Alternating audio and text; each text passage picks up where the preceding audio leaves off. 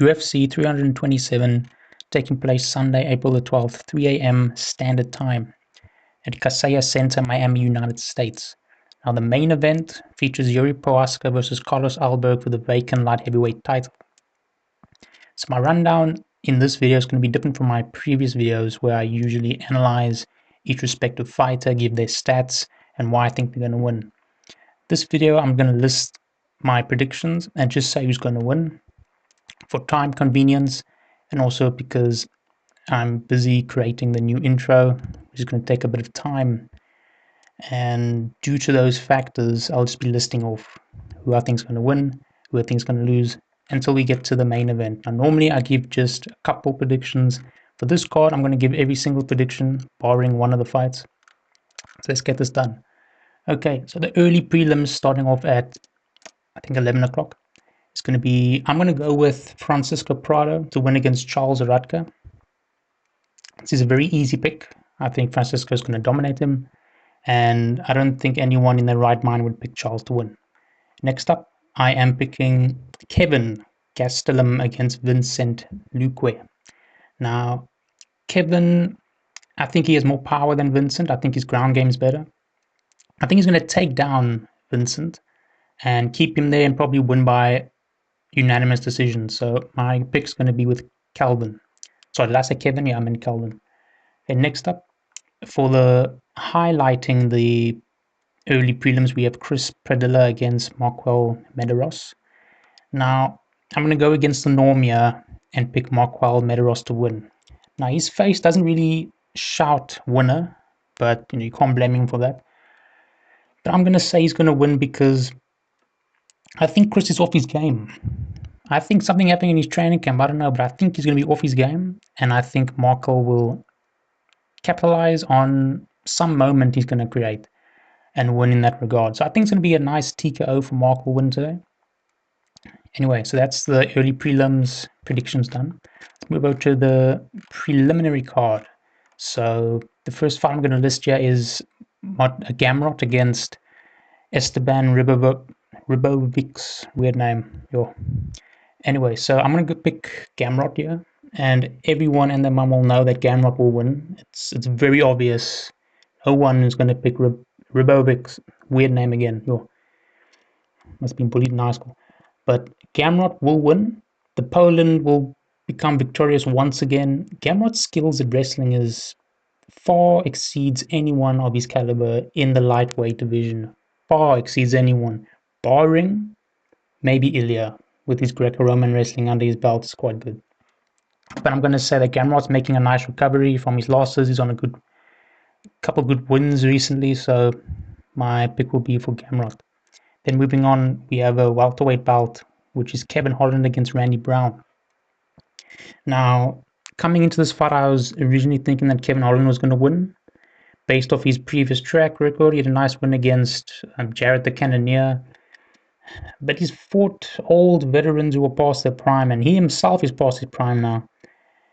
But I'm still going to go with Kevin Holland to win, even though I don't want him really to win. I want Randy Brown to win.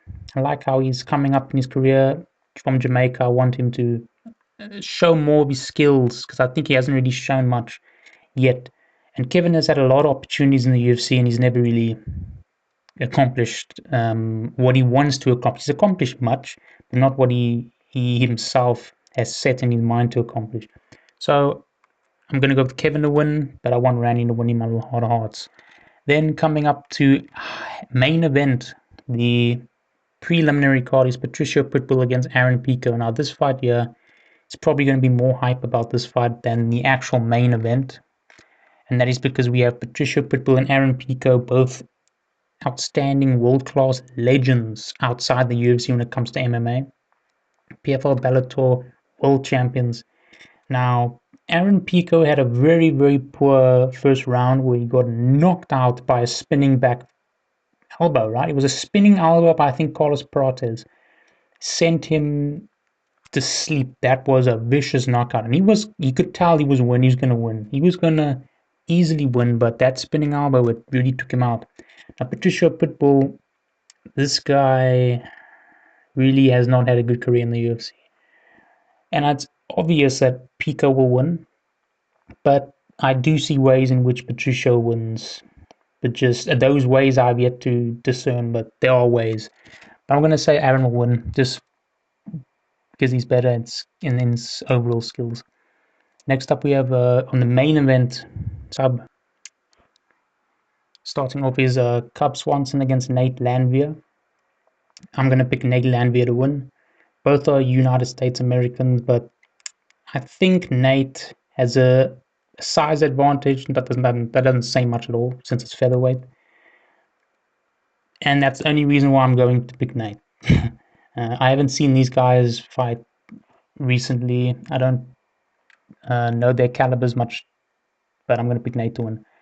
Next up, we have Johnny Walker against Dominick Reyes. Now, I'm going to pick Johnny Walker to win, even though I think Dominick will win. But I want to manifest that Johnny Walker wins, so I'm going to pick Johnny Walker. I love that guy. And then we have co-main Curtis Blaydes against... Sorry, not co-main. It should be co-main, but it's not. It's Curtis Blaydes against Josh Hokit. I really want Josh to win. Really, I really do. That guy's so funny. I love his character. And that press conference was crazy. Guy has a good memory memorizing poems. But Curtis Blaydes didn't do too much in the press conference. He just wanted to get it over with. And that's going to be his downfall because he's going to underestimate Josh Hokit. And Josh, hopefully, he can keep his 8-fight winning streak on 2 knockout consecutive wins in the UFC, make it a 3rd one. And that's hopefully what we're going to see tonight. So I hope Josh Hokit wins. And I predict he will win. Next up for the co-main event, we have Azamat versus Paulo Costa. Paulo's going to win. Enough said. That's just how it is. He's better. I don't even have to elaborate. Everyone knows Paulo Costa's winning that. Moving on, we have the main event, Jiri Procházka against Carlos Ulberg. Difficult fight to predict. I'm saying Jiri's going to win purely because Carlos is not going to counter the high-flying knees all too well. That's only going to be the reason he will lose. I think he's going to do everything else right. But even though he does everything right, Jiri has a steel chin. Can't knock that guy out. Even if you tried, you can't knock him out. He has a very good chin. He'll just weather the storm, and then he will just go into 5th gear in the last round like he did against Khalil Roundtree.